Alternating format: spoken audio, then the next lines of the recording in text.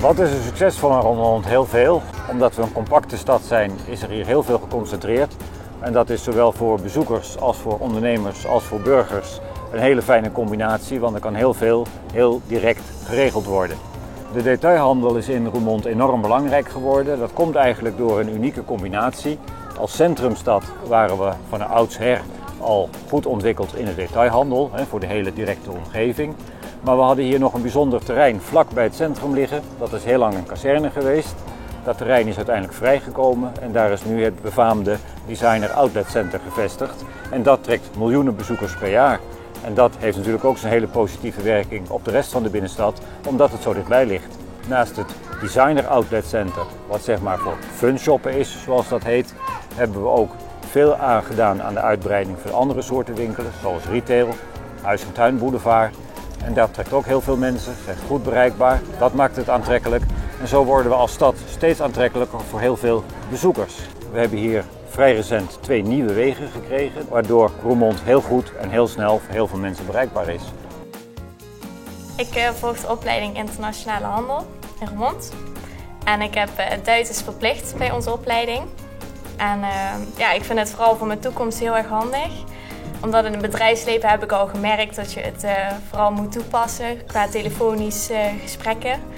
Ik heb stage gelopen bij een bedrijf hier in Roermond. Daar was ik op de afdeling inkoop heb ik daar gezeten. Moest ik vooral met leveranciers telefoneren.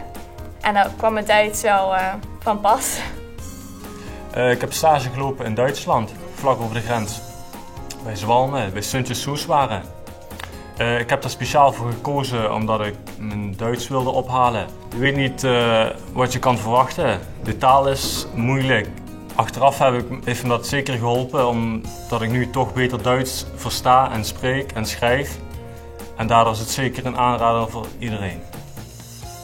Nou, Roermond is een stad die voornamelijk zich inzet op middelbaar beroepsonderwijs, mbo. We hebben geen hbo-opleiding meer, jammer genoeg. Maar met het mbo-onderwijs proberen we samen te werken om de kansen voor de leerlingen die een beroepsopleiding volgen in onze gemeente en in de regio Roermond te vergroten.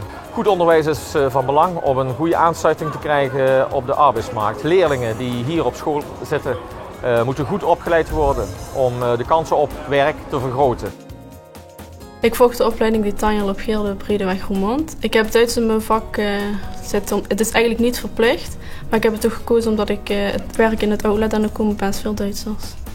Ik heb Duits in mijn vakpakket omdat ik ervoor heb gekozen omdat het altijd handig is dat je Duits hebt. Als ik later in een winkel zou werken en er komen buitenlanders die Duits beheersen, kan ik ze makkelijk het woord staan, kan ik ze goed helpen naar wat ze eigenlijk zoeken.